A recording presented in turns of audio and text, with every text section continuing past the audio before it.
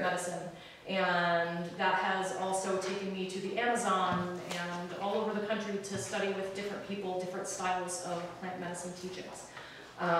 So I just want to tell you a little bit about this handout that I've given you. This is an adapted version of the handout that I had at Common Crow at ProFest a couple of weeks ago. And the very first thing on the top of this that I always start with basically says that the most important part about plant medicine is you don't eat something that you don't know 100% sure that that's what you're eating. Because a lot of the plants that I have listed on here, hawthorn we're going to talk about, for example, 300 species. The great thing about hawthorn is it's in the rose family. It's very, very safe. And in a lot of the species, or in a lot of the families, the species are actually interchangeable in their medicinal uses. But some of the plants are not interchangeable. So it does take a long time to learn how to recognize the exact leaf structure, the hairs on the stems, where the stems meet, what shape is the stem. It's a very complex difference in learning how to identify some of these plants. So number one piece of information, always know what you're getting. The goal of the talk originally was to teach you how to identify the majority of the plants in your yard that are growing, that are weeds and that are medicinal and that grow here naturally. Some of them are native, some of them are introduced. Regardless of that, the Native American proverb basically says, know your garden. And that is because the plant spirit energies that are going to grow and thrive on your land are usually going to be things that your body or someone in your family can benefit from.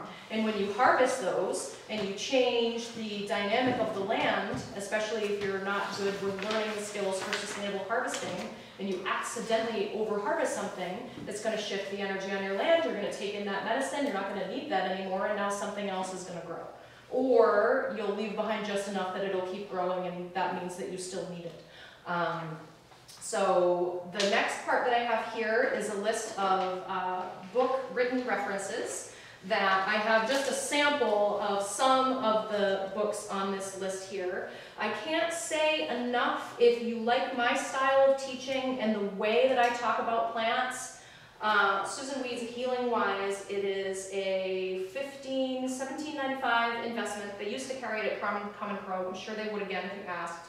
I just love the way that Susan Weed teaches about the spiral of life and the different methods of healing with plants and otherwise. It's just a great foundation, and this has all kinds of recipes for all of the most common weeds and plants that you're going to find growing in your yard already that you don't have to actually put any energy towards because they're there and thriving already. So that is my number one recommendation, and it's right up on the top of the list there. The next list is websites, and those websites vary from wild, edible, foraging websites to plant spirit medicine websites, which I'll get again into the difference. I'll get into the difference between those things in a minute. And on the bottom is a recipe from the Wellness Mama blog that I found for simple elderberry syrup recipe that you can make on your own if you decide that it's something that you really want to have on your own. There's a million elderberry syrup recipes. Susan Weed, again, you can get on her website. I think it's just susanweed.com. It's S-U-S-U-N. There's a million videos on there of all the different things that she makes with very inexpensive and easily accessible medicines.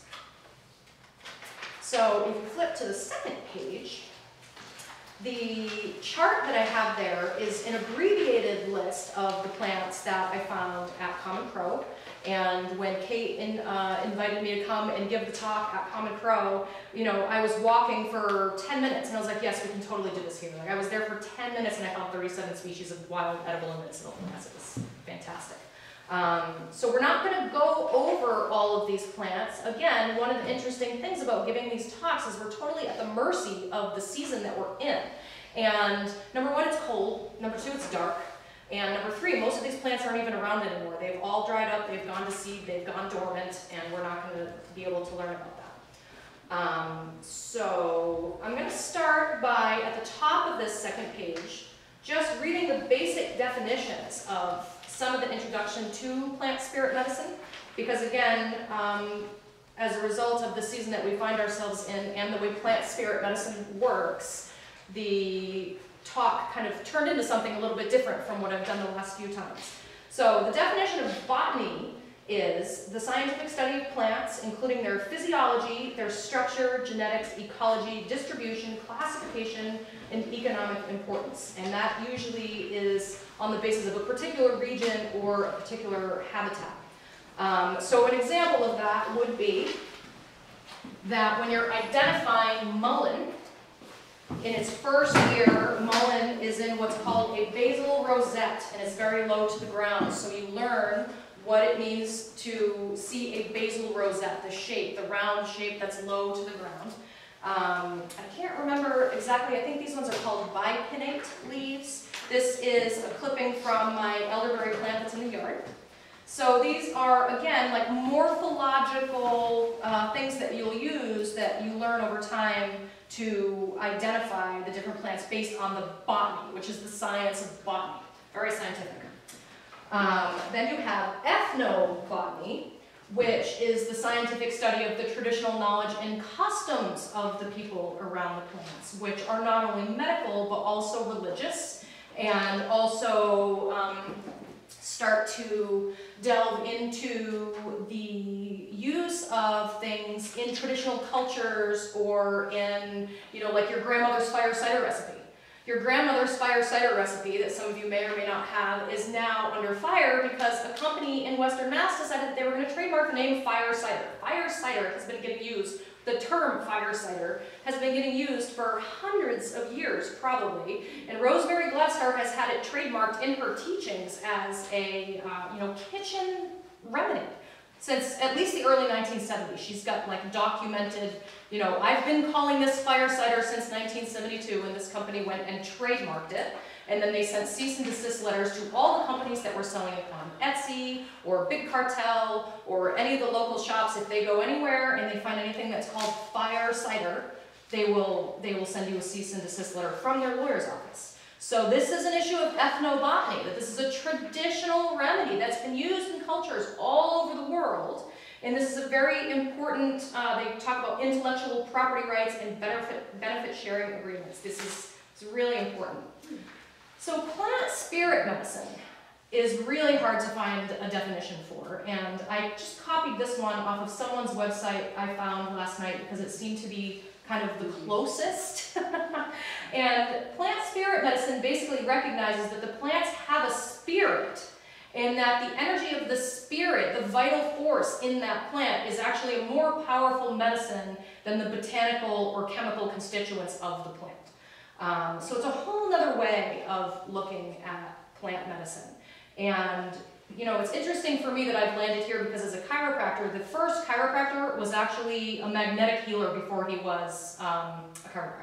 So it's not surprising to me that I would find myself, even with all my science training, that I'm much less interested in the actual botanical classification of some of these plants as I am interested in making a tactile, interactive sensory experience for connecting with the spirits of these plants as a way to reconnect society at large to the earth, to the rhythms of the planet, to the rhythms of the cosmos, to the gifts of abundance that are all around you, primarily in weeds especially, that we're just completely disconnected from because we're just going all the time, and we're not seeing any of what's being given.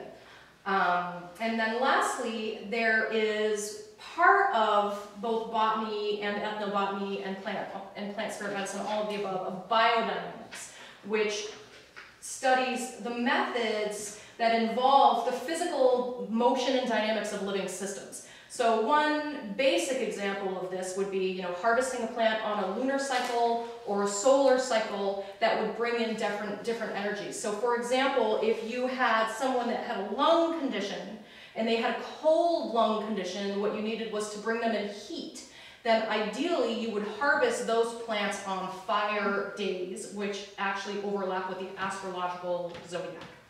Does that make sense? So it's the biodynamics, again, I mean, that's like an entire curriculum in and of itself when you start getting into like Rudolf Steiner biodynamics. So, In this next section under here, I will talk about some of these things as we get into it. I do want to get into talking about the individual plants that, believe it or not, I know I'm going to sound like a crazy person to you, but they invited themselves to the talk. I said, I'm going to give this talk, and as the talk was developing, they were like, well, so you're going to give this talk about us, okay? That's what it's going to be. And then I started working on it, and they said, well, you should go while you're working on it to Common Crow, and you should get the elderberry, because that order's not in, and you're going to need this, because you're going to need to make some elderberry syrup. People are going to want that, and you're going to use it as a teaching method to explain various things about plant spirit medicine. So the first guest of honor, perhaps Tyler would probably find this very entertaining, given the message she just sent that she invited the allies to come with us. The first plant I will talk about is mullein. And mullein is the one that you see probably growing all over the side of the road. Mullein is a wonderful plant for teaching so many things. I'm going to pass a couple of these mullein leaves around. I'm big into, I apologize, it's very damp. My son helped me collect these just a few moments ago before I left the house. I like the sensory experience. I think it's very important. So just pass them around. And somebody give me one adjective, raise your hand, give me one adjective to describe this leaf. Fuzzy. Fuzzy, okay? So one of the things that is the favorite thing for me to talk about in plant spirit medicine is called the doctrine of signatures. And what that means is that the plants themselves, once you learn how to listen to them and to actually see them, like actually see them, not just casually walk by and see, but like actually see them, the plants will tell you what they do. So this plant, the furriness of this plant, if you look at this plant under a microscope, the hairs on this plant look like cilia. Cilia are the hairs that are on your entire respiratory system from the moment your nose opens until it comes back out of your throat. And a bunch of other cells and tissues also have cilia. But lungs and respiratory tissue from beginning to end is covered in cilia. Cilia is the thing in the lungs that when you cough up mucus or when you have a dry hacking cough because you're trying to get something out and it can't come in, what you're feeling is you're feeling the constriction of the vessels using the cilia literally to clean house by sweeping with the hairs. It's like a broom of the respiratory system. So that's your number one clue that this is a respiratory plant. But it gets more amazing. When you look at the back of the leaf, and you kind of turn this, let's pretend that this is a lung, okay? The central main stem there is the trachea. Oh my god. Okay. The next larger set of branchlets that are coming down are the bronchioles, or the bronchi. The next smallest set are the bronchioles. And then at the very end, where they get all round on the edges of the leaves, those are the alveoli, where they actually exchange the oxygen into the tissue and take the carbon dioxide back in and put it back in the bloodstream. So can you see how, and I'm going to show you an actual photo. I gotta love technology. I hate PowerPoint. I don't do PowerPoint anymore because it's just like I have to sit still too much for PowerPoint. But if you look at the actual images of lungs, can you see? The plant is telling you what it does, like almost no question. If you have a physician's or scientific background like I have, like it's a total no-brainer. But even the lay person, once you're introduced to this concept, it's such a beautiful teaching plant to show you what the doctrine of signatures actually means. So on this handout here, I have a couple of links. These both happen to be Susan Weed links. One is just a story about mullein and all the different things that she uses it for. One is a recipe for mullein chai, which is a non-black tea version of chai. It is incredibly delicious, and you will not miss the caffeine, I promise you. It's really, really good, the mullein chai. So put that recipe in here. There are approximately 60 species of mullein. The mullein that we have here most often is called Verbascum thapsus, and I have that on the list if you want to look into it more. So one of my favorite things to do with this as a respiratory plant is to harvest it, dry it, And then once you dry a plant, again, introduction to infusions here. Once you dry a plant, the cell walls crack. Then you take the plant, you put it in a quart mason jar, 1 ounce in a quart mason jar, cover it with boiling water up to the top, leave it for at least 4 hours, but I prefer overnight just for simplicity. You will wake up in the morning and it will be a deep, dark, golden brown. And because, again, you dried the plant first and then you poured the boiling water over it, it just freely let go of all of its vitamins and minerals that it's going to share with you. If you try mullein infusion, you want to strain it through a piece of cloth, either a coffee filter or a piece of muslin. The hairs on here are very good for your respiratory system from a doctrine perspective, but they're very irritating for some people if you actually swallow the hairs. So it needs to be well filtered if you're going to be using this as an infusion. When I harvest this plant, again, a little bit late in the season, but I took this right from my front walkway. So the mullein, the first year you get that basal rosette. The second year it goes to stalk and it goes to flower. The third year it's gone. So it's what's called a biennial plant. That's its life cycle. First year down low, second year up high, third year gone. But it will self-seed with all of these pieces. So what I do, once these get big like this, if I'm not harvesting the flowers for an ear oil infusion or the flower tea or flower essence, I'll actually clip this right down at the bottom and hang it upside down on a string. It doesn't require even a safety or a clothespin, nothing. You can just use the leaves to hang it on a piece of string. Anytime you're drying your plants, you want them dried in the shade. You want your plants to be green when you buy the plant or when you harvest the plant. If it gets too much sun, it's going to turn brown. And if you really love the idea of this, but you just can't fathom actually connecting with the plant enough to go out and harvest the plant that is a free weed that grows all around you, or if heaven forbid your neighbors have covered it in Roundup or whatever, you can order it from any herb company, and this is what dried mullein looks like. When you do infusions, you do 1 ounce of dried material in 1 quart of water. That's usually approximately a cup. With mullein, it's 2 cups because you'll see it's very light and fluffy and airy. Again, that doctrine of singers, it's an airy plant. Okay, so that is mullein. So, May I ask a question? Yeah. So I live in a cottage by the water, mold, drying, I guess can be kind it's of hard. You need to have air circulation. So like I have one room in the back of my house where I leave the windows cracked, and the room itself gets a lot of sunlight, so it's dry and it's on the corner, so it gets a lot of movement. But the line that I have is in the shade, so I hang it that way. People that really get into this, they build drying barns. And the drying barns bake out in the sun, and there are slats on the sides so that the air can come through freely. Drying your own material in any volume is really, really challenging. That's why when I go to make a lot of these things, if it's something that would be, you know, for me, like on an hourly basis, the time that I could spend health consulting with people versus the time that it takes me to connect with the land on the level to harvest this many berries. I mean, literally, when I harvest my own elderberries, I'm out there doing it for like a couple hours total. And then I have to dry them, and then I have to properly store them. It's a very labor-intensive process. I will send out, when I send a follow-up email, I will send a link to Mountain Rose Herbs. They're the company that I use the most often. They're easy to order from. They're known for their organics and their quality control. Again, they're very good about labeling exactly which species of plants you're getting.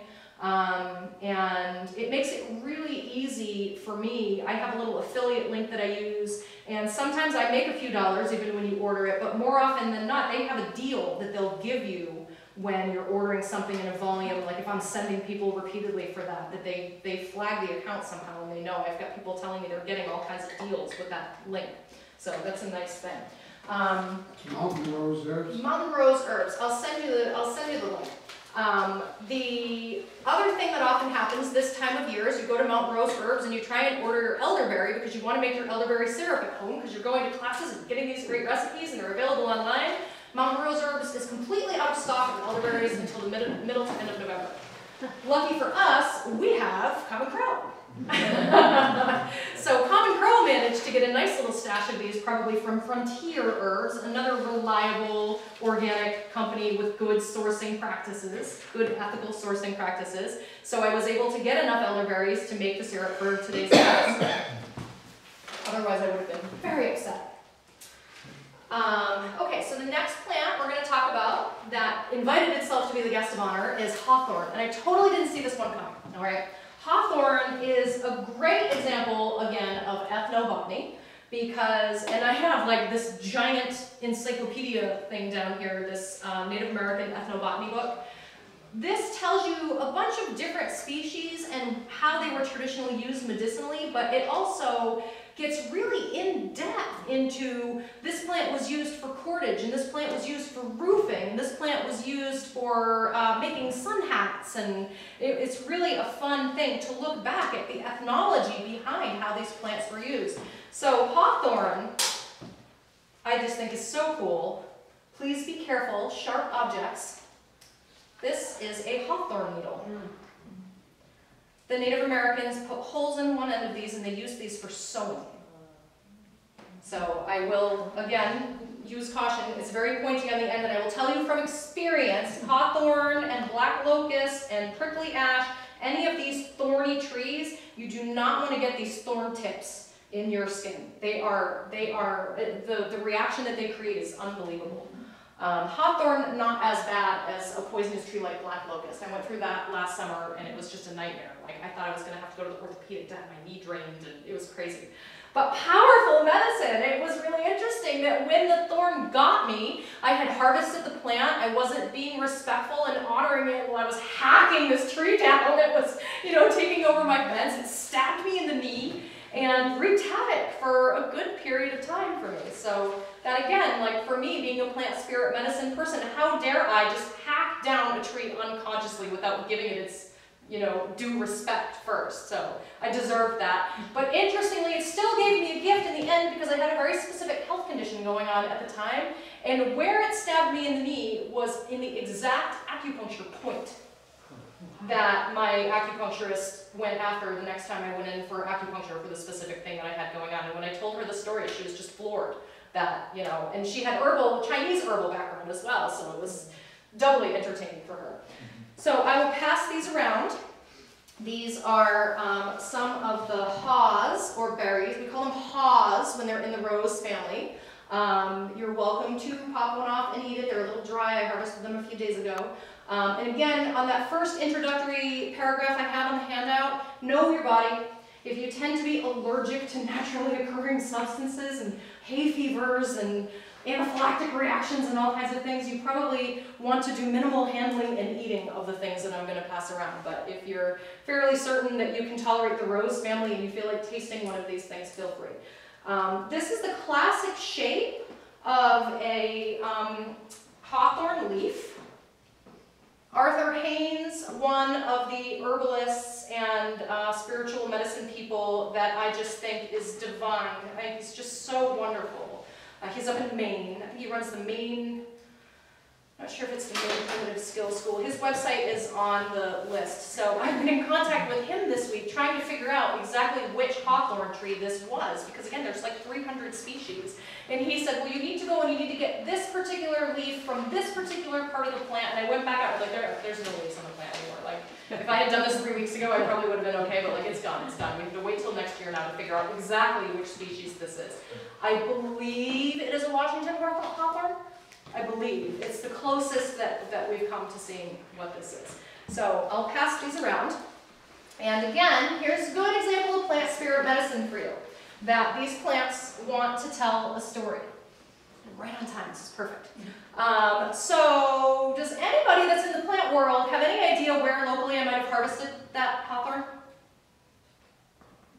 Magnolia, Coolidge. No, but good to know. You're going to love this. Fitzhugh Lane House. Okay, I didn't put the picture in the handout. I wish I posted it online. So the energy, normally rose plants have a very feminine energy. So each plant, you know, it has its spirit, and its spirit is masculine and feminine sometimes. And then when you get into plants that have been like uber hybridized, it starts to get really confusing, and the plants themselves can start to feel like almost tacky with their energy, like the plants themselves get confused. Cannabis is an example of this, which is why so many people have such a hard time with cannabis now. The energies are almost schizophrenic because some of the plants are so hybridized. So how did I get off on that? What were we talking about before that? Where you found the hawthorn. Where I found the hawthorn. So the energy of this plant to me, I was really surprised. I was spending some time with the trees, like, oh, these trees feel really masculine to me for some reason. The rose family generally is a feminine family. So I looked, it's really amazing because if you go to the Coast Guard station and you look up the hill, you see two park benches on the left-hand side of the hill on the Captain Carlos side. Those two park benches are literally right underneath the two hawthorn trees.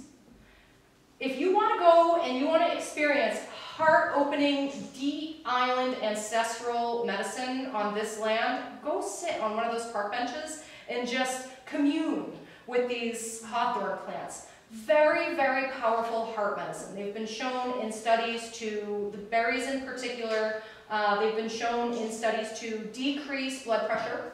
And this book here, which is partially authored by Dennis McKenna, who is the head of, I think, the United States Pharmacopoeia, which are the people that are responsible for telling us how terrifyingly dangerous all of these unregulated natural products are.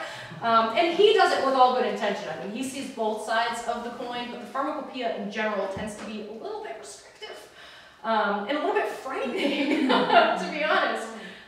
So this is a great book with, again, if you want to thumb through it before you go, if there's time, or if you want to look it up online, you can read all the plants that they talk about. Hawthorn's in here. Hawthorn has a huge section of all the different studies and things that have been done.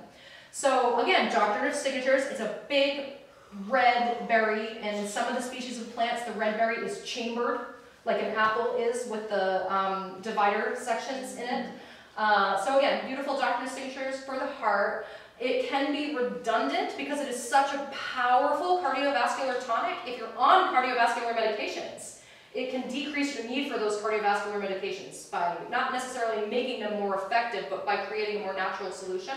That is the thing if someone is interested in getting off of a pharmaceutical medication. As long as your cardiac condition hasn't progressed to the point of needing a digitalis drug, that is, you know, kind of like the next step. You don't want to be taking hawthorn according to some references. If you're on a digitalis drug, according to Susan Weed, have at it. It might be redundant, and you should be aware if your blood pressure goes too low if you're on blood pressure medications. But that is a really powerful cardiovascular tonic. And the thing I love, this is another great example to talk about, that synthetic drugs have their place. They're very valuable in our current medical model. For me, it's a spiritual issue that I don't want to use synthetic things in my body. Like, I want the natural thing that's available if there's a natural thing available. And the deeper reason behind that is that when you take a plant and you find the chemical in the plant, the constituent of the plant that you think is having the biological, physiological effect that you're going for, and you take that out of the plant in a lab, and you recreate it synthetically, and you put it in a pill. Some of these compounds were made to be taken in infusions or decoctions and cooked for hours in water and diluted and in liquid form, going freely into your system with added hydration and added vitamin C and calcium and magnesium and other nutrients that are in the different plants. And they also have what are called synergistic compounds in them, which means even if you take a plant that's a purgative and it makes you vomit and poop, it's still your body's way of cleansing something out. So what looks like a negative symptom and side effect to us is actually the body just cleaning up after itself while it's doing this work with that particular plant spirit. And we have now gotten into a situation where we're on one medicine with a synthetic drug that now is creating a side effect rather than a synergy. And now we're taking a drug to treat that side effect. etc., etc., etc. And the cardiovascular system is one of the classic places where you see this, because you start off with the high blood pressure drug, and then you go to the high cholesterol drug, and you know, it's like one right after another.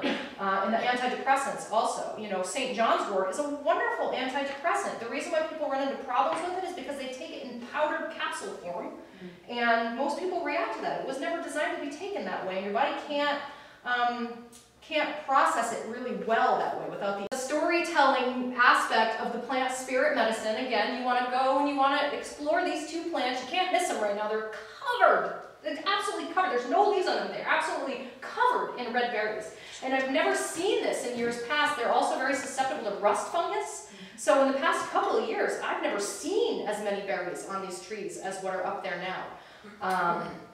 So what happened is I was up there and I was exploring them, and my fascination, why again I find the plant spirit medicine so interesting that these plants invited themselves, is we just had, for me, with my spirituality, I celebrate Samhain, the holiday Samhain, which is, you know, in Western culture, Halloween, in South American culture, Day of the Dead.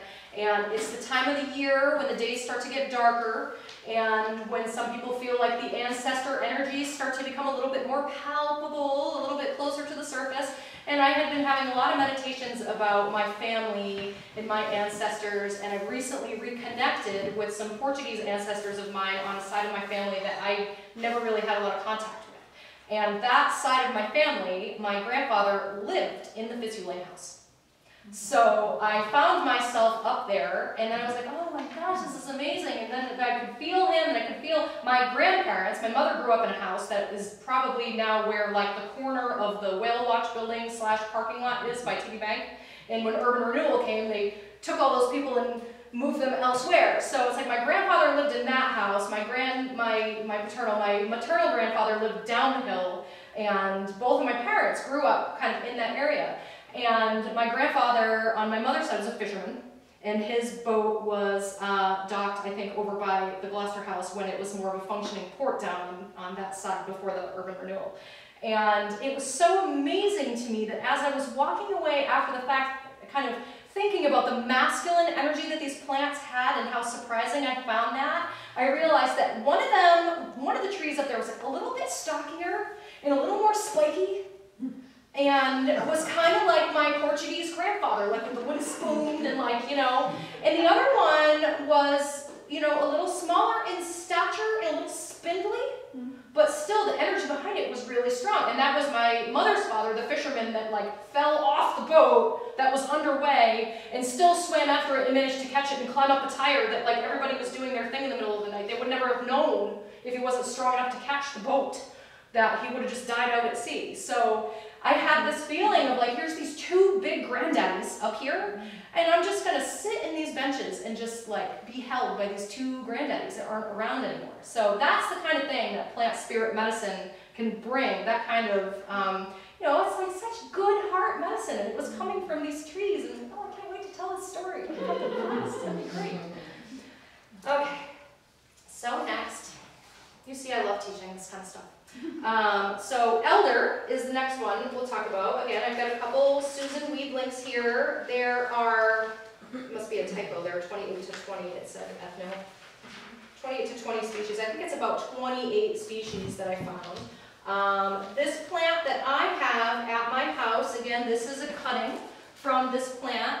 This was gifted to me by my sweet friend Sean, who is a farmer out in New York currently, and you know Sean. He gave me these elderberries, okay? So another great example of the plant spirit medicine and the ethnobotany, the lore, okay? So Susan Weed tells a story about Eldamore, her name is. And I can't remember, I think there's a link to it in there, I can't remember exactly what culture the story of Eldamore comes from, but they say you should never sleep under her trees, because she will poison you. She's very dangerous, and she'll take you off somewhere in your dreams and you'll never come back. And you shouldn't ever harvest this plant unless you have a very, very strong and respectful relationship with her, and she's given you her permission to harvest her parts, or else she will kill you.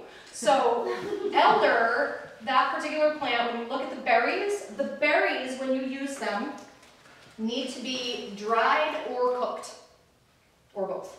If you take fresh elderberries and you throw them in your pancakes, you're probably not going to feel so hot. You're probably going to get a stomachache. You're probably going to go to the bathroom. It's not going to feel so great. It's probably not going to kill you if you just throw a couple berries in your pancakes, but generally you want to cook or dry these, and that is because of a set of compounds called cyanogenic glycosides. And you probably recognize the prefix cyan as in cyanide. It's not a great compound for you to be ingesting large volumes of. And a lot of the plants that start to turn purple later on in the seasonal part of their life cycle will have some version of cyanogenic glycosides in them. So you want to be a little careful around plants that start to turn purple later on in the season. But the berries, when they're cooked or dried, are safe. And they are very, very powerful antiviral. And the flowers, earlier in the season, the flowers, I didn't put any pictures of the flowers in, but the flowers are these creamy, white, beautiful, they call them umbels. They're like these big round flowers that just open up like a big cake almost. They're just so beautiful and go ahead. A little while ago you had a post with elder blossoms. Is this the same tree? Yeah. Okay. Yeah. So they're just gorgeous, and you look at them up close. They've got all these little tiny stamens, and they're just an incredible work of art to look at elder blossoms. They smell glorious. I don't know if I put the link on there, but Susan Weed has a recipe for elderflower champagne. It's my favorite seasonal tonic that I make every year, and it's so unbelievably good. And it's all natural yeast that you use. And every other year, for whatever reason, my batch doesn't ferment, and I don't know why. Everybody tells me I should fill it with potassium metabosulfite and kill everything that's in it, and then put champagne yeast in it. But I don't like that. I like the natural yeast, and for whatever reason, I guess my flowers every other year aren't yeasty enough. I don't know why it didn't come out this year, but I will tell you that if, again, you want to connect with this plant, and you harvest some blossoms, and you ferment these into elderflower champagne with this super simple crock pot recipe, it's absolutely glorious and bubbly and light and refreshing and a little bit astringent, and it's a beautiful, beautiful fermented beverage. And Stephen Buhner, he's on my list there, he has a whole book about naturally fermented beverages. So I'm sure that elderflower champagne is in there. Elderflower tincture and tea is something that I give to children in my practice that have really scary high fevers. I keep this actually handy for, I'm not going to get into this, my holistic immunology discussion is not the next class, but the class after that. Natural fevers tend not to be that scary. Vaccine-induced fevers tend to be terrifying. And they get really high, really fast, and can be dangerous. And that is kind of the go-to neighborhood witch doctor thing that I have, where somebody calls me in the middle of the night and is like, oh my God, I don't want to bring this kid to the hospital, what do I do? You know, if that's my spiritual belief as, you know, what I'm calling, I guess, a shamanic herbalist and a plant medicine spirit person, that if that person wants that, and they don't want to bring this kid to the hospital, if not me, who? To give them, you know, to have this hand and to have this knowledge.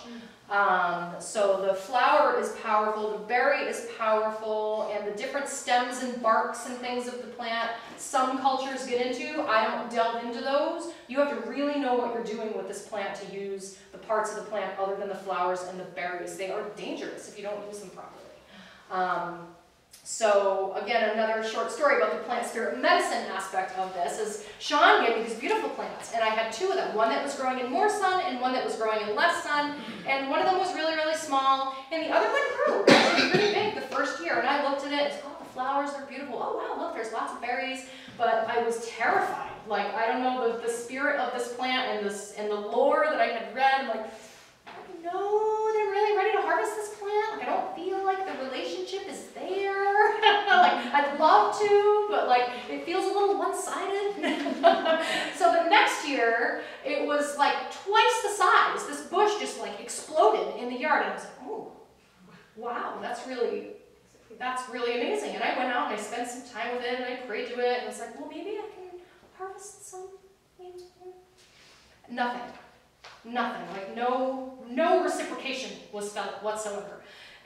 Or maybe I was just expecting it to be more you know, I thought it was like hear something, or like, you know, some of these plants that I've studied with down in South America are like powerful hallucinogens, you know, it's like you think you're gonna hear something, or see something, or like it's gonna be something really visible and palpable. Apparently it's a little more subtle. So the next year, I looked out one day and all the flowers opened up in one day, and the plant was so big. And the one window that I was looking out at the time, I looked out and the plant was big and it was like humming. It was really like this enormous elderflower plant.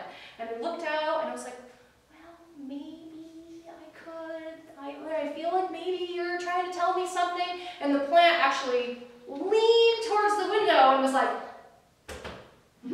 are you coming? What are you waiting for? You know, like it was really, I felt a little crazy for a minute. Like, is this really what happens when you start delving into plant spirit medicine? Like, do I need to see a counselor? Like, it really, like, did I really just see that? Am I having a flashback? I don't know really what's happening. But that was pretty much like, and that was, I don't know, maybe 5 years ago now. And that was pretty much when I was like, okay, I'm ready to work with this plant ally. You know, they call them allies once you get to that point where you learn how to work with them, you learn how to work with all the different parts of them. So yeah, that's a little story about that. So I am kind of right where I wanted to be for time. And again, like this could be a 3-hour class. There's just so much to talk about. There's not enough time. But I wanted to leave 15 minutes to have question and answer. And I also, if anybody is interested in trying while we're doing question and answer, I have some of the elderberry syrup for those of you that are brave enough to try it. I'm going to put it very dilutely in some water, and I'll just pass it around in some little cups. But this class is effectively, I'm realizing in retrospect, it's like a prerequisite introduction to how I work with plant spirit medicine and who I have become as a healer. After 20 years of doing this, I have become this healer because of plant spirit medicine and all that it has showed me about the vital importance of reconnecting to the land, to the ancestry, to the people. One of the reasons why I was so excited, so Sarah invited me to come to give a talk because she saw a talk that I gave probably a couple of years ago now. And I just absolutely love giving these talks, and we're so lucky that we have a community like this, and we have an incredible gathering space like this, where we can come and realizing again how critically important it is to gather in physical form with other people that are living and dead sometimes. But like we're so blocked now on like the 9 to 5 and the commuting and the Facebook and the LinkedIn, and it's really, we've become incredibly disconnected. So I feel really strongly that having gatherings like this is a really important part of healing, and that the work that I'm doing is focusing on healing first the individual, and then the community, and then first the individual, then the family, then the community, and then the society, and then ultimately the planet at large. And what they are building here at Floating Lotus, like the moment I saw it, I was like, yes, I'm absolutely 110% getting behind this. But it is, again, showing me, anyone? It is, again, showing me, you know, who I have become as a healer and how I'm approaching the next phase of the healing work that I'm doing. And part of that is a coaching course that I'm going to be setting up that I'm actually, you know, I'm calling it coaching right now just because, thank you, calling it coaching right now just out of habit because that's the word that people know.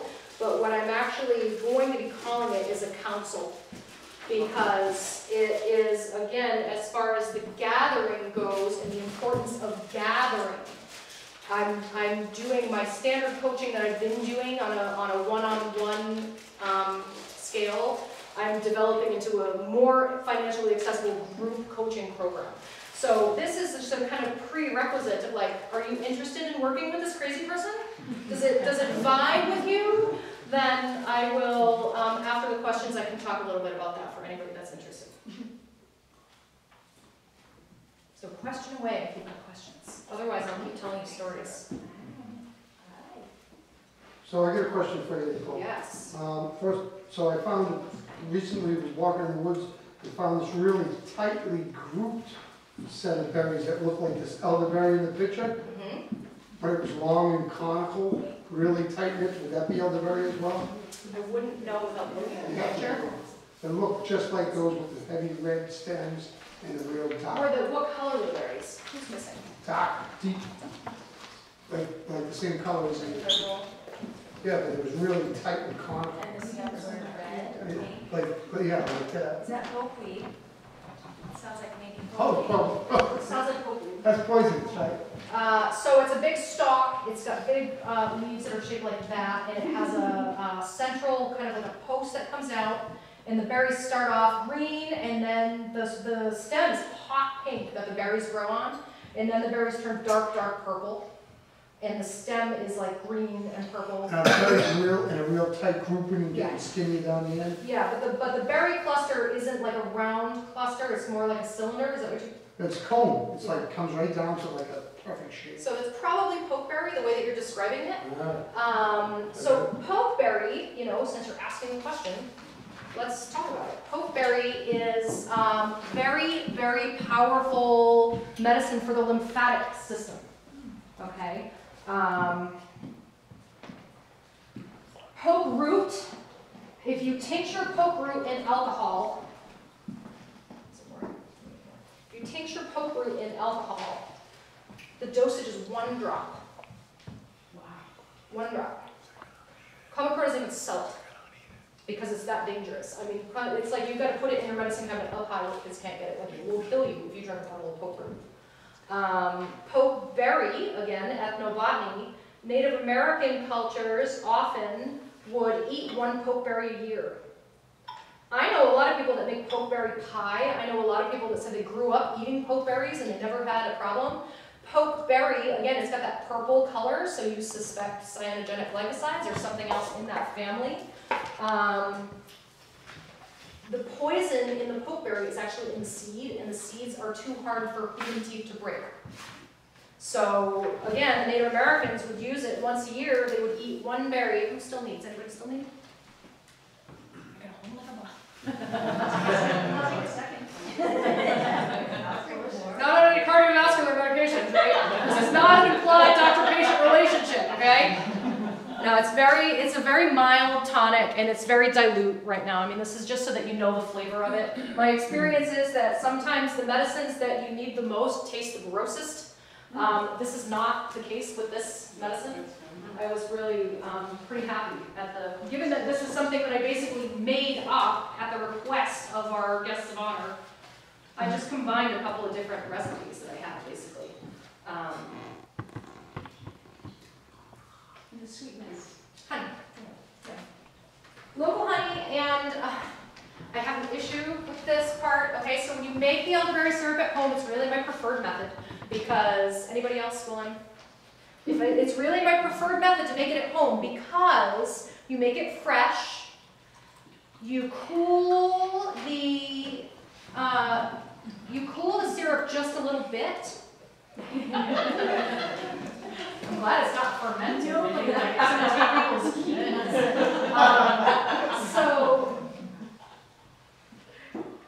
So I let it cool a little bit, and then I add the honey when I use raw honey when I make it at home. I don't use raw honey when I make product because I want people to be able to give it to kids if they want to give it to kids. And people are weird about raw honey with kids. Did I give my baby raw honey? Absolutely. Do I know babies that have had botulism? Yes, I do. They live locally, and it's not pretty. So I'm all for raw, unfiltered, unpasteurized, but the reality is there is a danger that comes with it if you're challenged for some reason. So you put the raw honey in it when it's just a little bit warm so that the honey melts, and then you put it in the refrigerator. But you have to use it in 2 weeks because the raw honey will make mold with all the sugar in there. If you don't, it will ferment and it will make mold. I can't, if I'm going to put it in a bottle and give it to people, I have to cook the honey because otherwise it's got all kinds of living spores in it that are going to propagate in there. And even if you put it in the refrigerator, it's going to spoil in 2 weeks. You still need to shake it and refrigerate it. It's going to have natural sediment in it. I use a very fine muslin cloth, but still every once in a while, like a little piece of berry or mullein leaf gets through there. So if you find a little fuzzy thing on your tongue after the end of one of your things, then that's fine. You can take, the dosage range is really, it's anywhere from half a teaspoon to a tablespoon or 2 per day as a preventative, again, depending on what your constitution is, what kind of medications you're on. If you're taking a half a teaspoon of it a day or giving a kid half a teaspoon of it a day, you're going to get a good immune support. And then from the scientific, you know, this is me, the holistic physician now, that is realizing how I've gotten into plant spirit medicine, but looking at it on a more grounded medical level. So let's say you get the flu. If you get the flu, what is it about the flu that lands you in the hospital? It's not the flu itself. It's the cardiovascular and respiratory complications of the flu that your body can't overcome. Your body is, for some reason, a little behind the 8 ball in the respiratory or cardiac department, and those problems are the problems that land you in the hospital. So these plants, again, they came to me and they're like, well, if you're going to do the antiviral tonic and you're going to be teaching a class, mullein is one of the few plants that's actually still alive, so that's a no-brainer. And look, here's all these gorgeous hawthorn berries right here. And it was my grandfather. I was meditating on my grandfather with my grandfather at Samhain, and he was like, go teach him a hawthorn. And it was a new plant for me that, like, I knew the trees were there, but it was a perfect opportunity. So this is going to give, in theory, a little cardiac support and a little respiratory support to kind of beef up those 2 systems so that if you do get exposed to the viruses, now it's the stomach bug. The stomach bug goes around this year every time of year, right after Halloween, when the kids have filled themselves up with all that corn syrup and food dye and crap. And it's funny, what happens is most of the time, if the adults don't get the toilet bug that the kids get, they end up coming into my office saying, I just woke up and I couldn't turn my head and I don't know why. The virus loves to go into this nerve and it basically gives you a 2-week version of torticollis that-like. So if you know any adults that are like, I don't know what happened, I just turned my head and I just woke up and I can't turn my head. They probably have a kid around them somewhere that had the stomach bug that they got after. I see it after Halloween and I see it after Easter every year. And I had it in a differential diagnosis in school. They said, if you're going to diagnose torticollis, you need to have viral torticollis in your differential diagnosis list, but you're never going to see it. I'm like, hey, anyway, I see like 20 cases of this every year after Halloween, after Easter, like clockwork. It's amazing. I just wanted to say, this past spring I came down with something that had knocked me out. I don't know, it was viral, bacterial, and so I had a cough that I just couldn't kick. Took the mullein. My friend sent it to me from Pennsylvania. She had harvested it on her own land, and sure enough, I want to say within 3 days, the cough finally lifted. And if you have something really deep that you're having a hard time getting out, elecampane is the next level of lung. So Susan, one of the things that she talks about in healing wise that I love is she talks about the different types of healing traditions. And there's the wise woman tradition where you learn how to use the things that are so freely given to you and abundant to the universe if you choose to see them. Versus, you know, and she gives kind of like the scale, and the other end of the scale is the heroic tradition, which is, you know, you go to the doctor and they give you codeine to stop you from coughing and Mucinex to get rid of the phlegm. Awesome! You just got rid of the 2 major mechanisms that your body uses to out the infection. Great! Put a little Tylenol in there while you're at it. Turn off your fever so all your white blood cells don't know what to do and they're just going to run around in circles. And now you end up in the hospital 2 weeks later with pneumonia, and then the season after that you end up with asthma. You know, it's clockwork. Like these, it's just the program that we're in, and it's not that it's anybody deliberately trying to do harm. It's just the medical system is so overwhelmed and they have to treat the symptoms as they come. But when you treat symptoms synthetically without looking at the underlying reasons why the systems are susceptible, you're just going to keep piling on medication after medication after medication in a lot of instances. And there are places where medication is needed and is useful. Like, I'm not saying by any stretch of the imagination that that's not the case.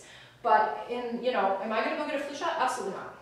Absolutely not. I grow elderberry on purpose. And I commune with that plant. And I pray that the knotweed that's on the property protects us from the Lyme disease as well. But that's a whole other class in and of itself. Any more questions? I have something to say to follow up to what she said. Yeah. I have that cough right now, And I literally just came from my healer, that's why I was late. And he just told me like 45 minutes ago to take mullein. And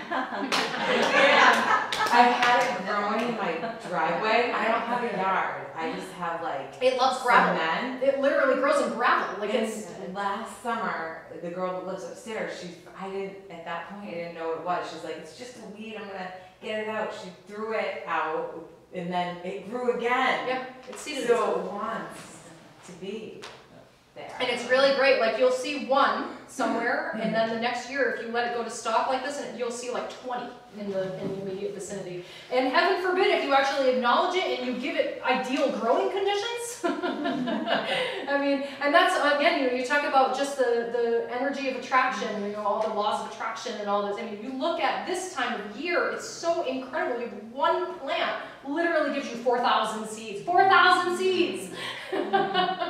How can you not feel abundant when one plant gives you 4,000 seeds? And it's just the most powerful medicine for whatever specific ailment. I'm like, back on greenbelt properties and places like seed bombing with some of these, And some of them are hated invasives also, so you have to be careful. Knotweed, right, Yes. Yeah. Knotweed is also the #1 primary first line of defense for Lyme disease.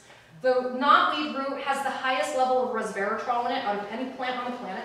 It's the most powerful antioxidant on the planet, and if you buy resveratrol, powdered resveratrol in a capsule, it's 99% chance it's not.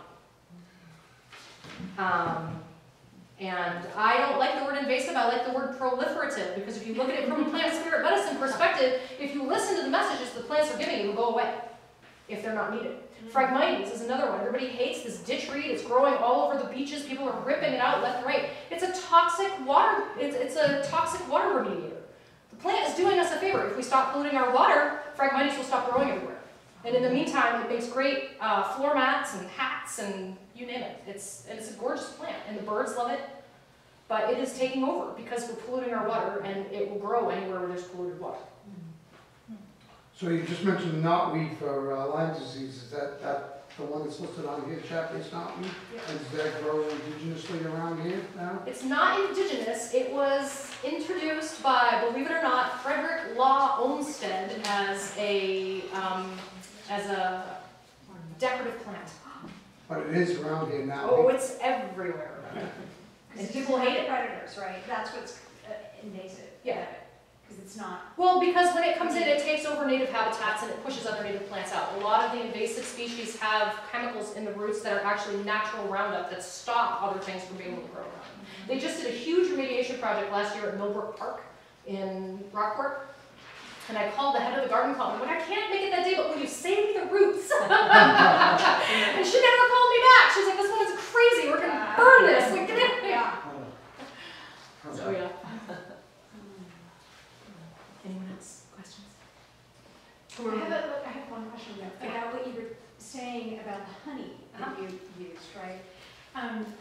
Which is perfectly understandable. And I'm wondering about the spirit, when you have great intentions and you make a medicine with the intention of healing whatever, doesn't that potentially mitigate any... It does, absolutely. And it can activate the honey in a way that it might not have been? Well, and that again gets into a whole other aspect of the coaching that I do as part of the coaching work that I do is really we are so focused on fear and litigious society, and for me as a physician on that, I hold a physician's license in the States, so it's extra complicated for me. And my first rule of thumb is always do no harm. That's the #1 physician's rule is do no harm. And if there's even the slightest chance for harm, there's something I can do to mitigate that. If I don't believe in my own powers to do that, I have to cook the honey. In Ayurveda, I hate it. I don't like cooking honey. It's not, it does get rid of a lot of the good properties of it. In this instance, really, it's just for sweetening to make it palatable for people that are taking it by the teaspoon. You're losing the medicinal benefit of it. That's why I give people the recipe. I want them to make it at home, and I want them to make it with honey. If it was just about making money, I would be giving out the recipe. But I love making it too. I really do enjoy it. And, for the longest time, the thing that stopped me from making the product at all was the fear. of what if I hurt someone? What if I think I know about this plant and don't really know enough? You know, I finally have gotten to the point where I know enough about these plants. And I have enough of a background that I can say to the group, like, if you're taking a digitalis medication, you probably don't want to take this, and you want to filter it so you don't swallow the hairs, and like, I really make sure before I do it, that I do it. But in this instance also, like, I'm teaching you about the thing, and I'm telling you it's by donation, and you now have all the information you need to decide whether you want to take a bottle of it home or not. And if you don't want it, I've got plenty of people that do, so I'm not worried about it. But the fear is, it's a big factor. And yes, I do believe that it will, it just does not fly. You need to be in a really grounded and healing place with people that are there in the purest of intentions to support you in doing that work, or else you absolutely get in trouble. So that's a perfect example of one medicine that is completely benign chemically, that literally can't hurt you chemically, but that it can certainly create a serious damage if you're not holding the purest of intentions for that work. Anyone else? Yeah. Thank you.